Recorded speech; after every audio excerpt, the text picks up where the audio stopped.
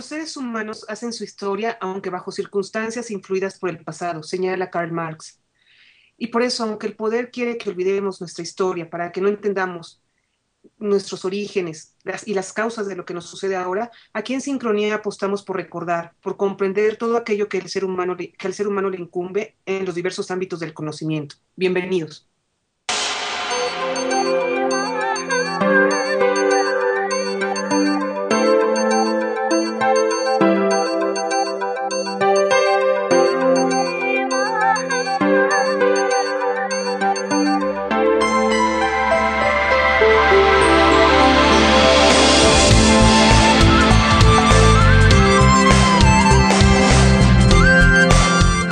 Hola, mucho gusto que estén con nosotros ahora en Sincronía. Hace un poco de frío, pero bueno, trataremos de calentar el ambiente, de hacerlo un poquito más confortable para todos. Y empezamos con matemáticas, que creo que a nadie lo dejará incólume, ya que o le va a entender o va a confundirlo más, pero algo le moverá. Y para eso tenemos con nosotros a Rogelio Fernández Alonso. Hola, Rogelio. Hola Marta, buenas noches a todos. Sí, hoy vamos a hablar de un proceso muy importante en matemáticas que es la generalización. Entonces, voy a hablar de la generalización a través de un ejemplo. Yo creo que es la mejor forma de explicarlo, de entenderlo, aunque es un proceso que se lleva a cabo en todas las áreas de las matemáticas, es decir, es básico, es esencial. Voy a retomar justamente, porque creo que es más accesible retomar la sesión anterior o la vez anterior, en la que hablé del teorema del hexagrama místico de Pascal. Entonces, para recordarlo rápidamente, a manera de ejemplo de este proceso del que voy a hablar, vamos a ver la primera imagen, que es la misma que había presentado hace una semana, y voy a recordar en qué consiste el teorema, es decir, qué dice ese teorema. Recordemos que un teorema es un hecho matemático que se puede demostrar, y aquí nada más estamos hablando del enunciado del teorema. Entonces, imaginen ustedes una circunferencia. Bueno, ahí ya la estarán viendo en la figura.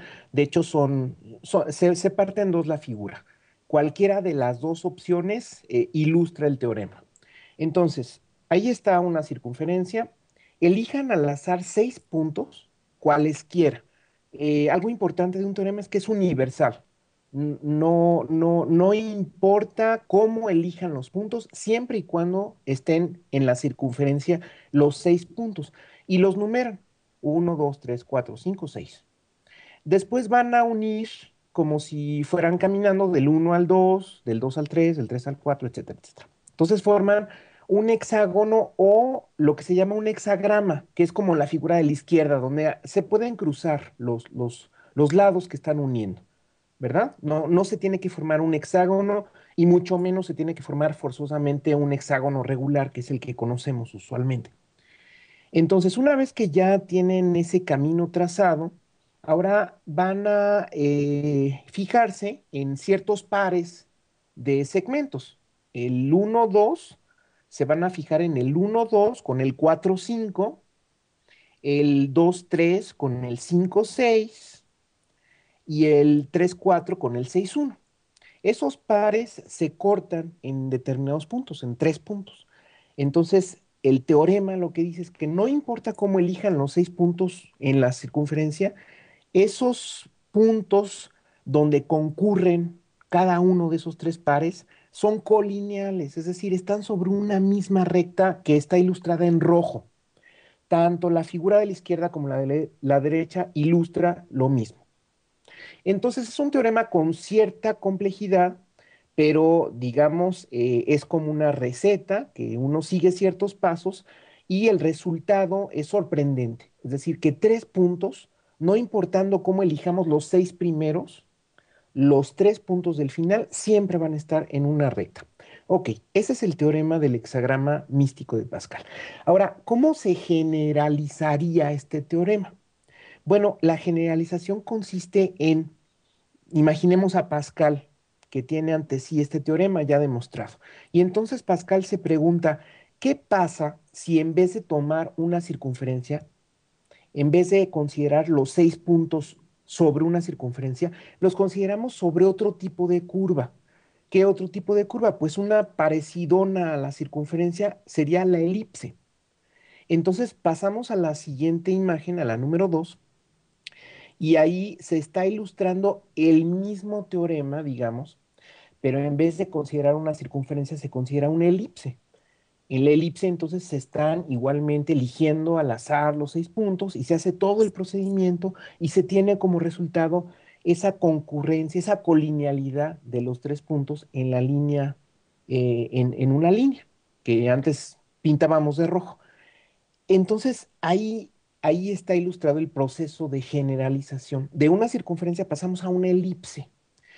Y en matemáticas, usualmente la generalización continúa, sigue y sigue y sigue. Seguramente Pascal dijo, bueno, si se puede hacer en una elipse y se puede demostrar sobre una elipse y se tiene el mismo resultado de los 3 puntos, ahí en esta figura abajo se ve una línea verde, esa es la línea donde están los 3 puntos que están con las letras M, N, L. Ese es el resultado. Entonces Pascal seguramente dijo, si se puede en una elipse, a lo mejor se puede en cualquier cónica. Recuerden ustedes que una cónica puede ser una elipse, una parábola, una hipérbola. Bueno, resulta que el teorema se vale también para cualquier cónica, es decir, si ustedes ponen una parábola, si ustedes ponen una hipérbola, si eligen los 6 puntos y hacen todo el procedimiento, de todas maneras se vale el resultado. Eso es una generalización. Ahora, pasemos a la tercera figura. La tercera figura también como que tiene que ver con el teorema este de Pascal, nada más que es un poquito distinto. ¿Por qué? Porque en la figura número 3 ahí vemos dos rectas. En vez de una circunferencia, en vez de una elipse, consideramos dos rectas. Y en las dos rectas igualmente estamos eligiendo los 6 puntos, nada más que los elegimos alternadamente. El número 1 en una recta, el 2 en la otra, luego regresamos, el 3 en la primera recta, el 4, el 5, el 6. Y formamos este hexagrama. Bueno, pues también se vale el teorema. Nada más que en este caso es el teorema de Pappus.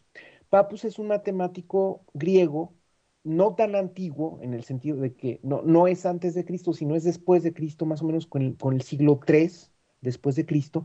Y en este teorema se basó Pascal para enunciar y demostrar su teorema del hexagrama místico.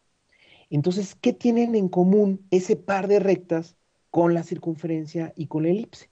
Para eso pasamos a la última imagen, la número 4, y en efecto hay algo en común. Las dos rectas se pueden ver como un caso especial, a veces le llaman degenerado, de una cónica. Las dos rectas se pueden considerar como un corte del plano al cono. ¿Se acuerdan que habíamos hablado en alguna sesión, en alguna participación anterior del cono doble? Bueno, pues ahí se ve la figura como en efecto un plano puede cortar a un cono doble y se forman dos rectas. Es decir, el par de rectas entra dentro de la gama de posibilidades donde está la circunferencia, donde está la elipse, donde está la parábola, donde está la hipérbola. Entonces, todos esos teoremas se engloban en uno más general. Entonces, en eso consiste el proceso de generalización en matemáticas y esto pues es un ejemplo. Rogelio, ¿y este tipo de generalizaciones suele ser muy común? ¿Están buscando siempre los matemáticos llevar a cabo este tipo de generalizaciones? Sí, Marta, se puede decir, bueno, en general el trabajo del matemático consta de varios procesos, pero se puede decir que uno de los procesos más buscados por el matemático de cualquier área es ese, el de preguntarse qué pasa si en vez de tener esta hipótesis tenemos esta otra, algo similar, un poco similar, pero también un poco más general. Entonces, sí, es un proceso muy, muy común y muy buscado por los matemáticos. Y en todas las áreas de las matemáticas, se están haciendo todo el tiempo. Ahorita podemos decir que en este momento diversos matemáticos en todo el mundo es lo que están buscando, encontrar esas generalizaciones, patrones en todo lo que, encontrar esos patrones, esas, todo lo que hay en común entre estas situaciones. Eso es lo que están haciendo. Es a lo que Sí, tiende siempre la matemática. Sí, sí, exactamente. Los matemáticos es algo que buscan mucho. Mira, por ejemplo, hace algunas semanas hablamos de Perelman, el matemático que rechazó el $1.000.000 y que demostró el teorema de Poincaré. Para demostrar el teorema de Poincaré, lo que hizo Perelman fue enunciar y demostrar un teorema más general todavía. Y entonces el teorema de Poincaré vino como un caso particular. Esto nada más te lo digo para decir que en efecto los matemáticos de todas las épocas y de todas las áreas continuamente están buscando esa cuestión de generalizar. Qué emoción, porque ha de ser muy interesante eso de estar buscando, de estar viendo, de estar rompiéndose la cabeza o estar todo el tiempo con un problema o con un ímpetu de encontrar esos patrones, esas generalizaciones y de repente encontrarlo ha de ser una emoción impresionante, ¿no, Rogelio? Sí, porque mira, cuando se generaliza un teorema se paga un precio que es más difícil, ¿no? O sea, no es lo mismo, digamos, el teorema de Pappus se puede demostrar mucho más fácilmente que el teorema de Pascal. ¿Por qué? Porque el teorema de Pascal abarca más situaciones y por eso entonces es más difícil demostrarlo. Entonces, aunque se busca generalizar, de todas maneras es un reto, ¿no? Siempre es un reto. Entonces, eso es parte del trabajo matemático. Yo estaba leyendo un libro que se llama Estructuras Mentales, la teoría de las inteligencias múltiples, y habla específicamente de la lógico-matemática, que es la que estamos más acostumbrados.